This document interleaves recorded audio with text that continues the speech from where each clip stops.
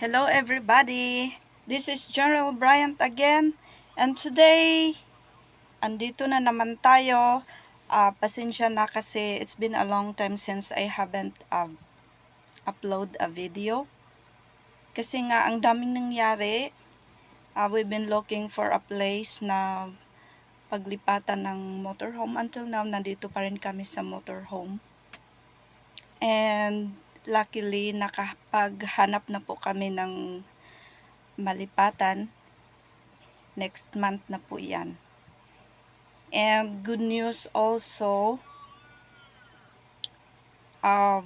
well, we are almost 4 months na dito sa US and nakapag-enroll na ang mga bata.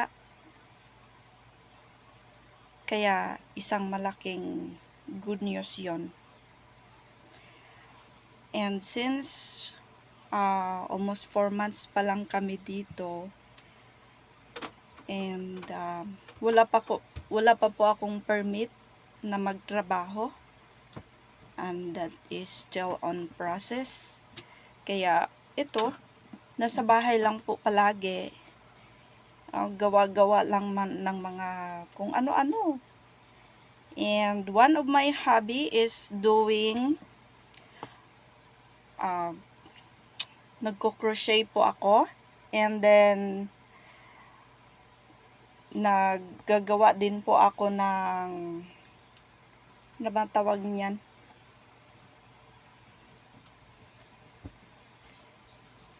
Ayan ito. Mga bonnet po yan. And this gonna be very useful sa darating na winter. Papalapit na po ang winter. And next month, September na. So, magsi-start na po ang fall na tinatawag nila. And malamig na daw yan. So, malaking tulong itong ginagawa ko. So, ito, for my youngest son, ginawa ko to. And, kakatapos ko lang po niyan. Yan. Yan lang. And then, may isa pa pala akong ginagawa. Yung pag-i-embroidery. Mahilig din ako mag-embroidery. And one of our friend here, she told me the other day na bibigyan daw niya ako ng, yung tawag nito, yung makina na para panahi. So, malaking tulong yon kasi mahilig akong mag-embroidery. And mas mabilis pag yon ang ginagamit ko. Napaka-colorful niya. Sa eldest daughter ko yan. Kasi mahilig siya ng iba-ibang kulay. And this one too. And ito pa. Kulay red. Oh no. It's like maroon. I'm not sure. Yan. Marami na. Ito pa. Char, magbibinta kaya ako nito. Ano? Baka may mag-o-order dyan. Pwede akong gumawa. And I am also doing my very cute bucket hat.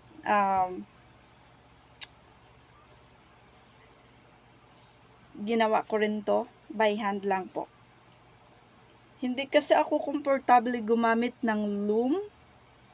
And then at saka pag loom ang ginamit mo, manipis kasi siya. Manipis yung pagkakagawa. Kaya kung pag malamig ang panahon, tapos yun ang gagamitin mo, parang nanunuot pa rin yung lamig. Pero pag ito, medyo makapal siya, hindi. Ano lang, warm pa rin ang pakiramdam mo kasi nga makapal siya. Ayan. And in fairness ha, before when we were in the Philippines, hindi ko talaga alam gawin tong mga to. Tsaka doon sa amin, kasi nga galing ng bundok, wala kaming mga malalaking tindahan na pwedeng pagbilhan ng yarn.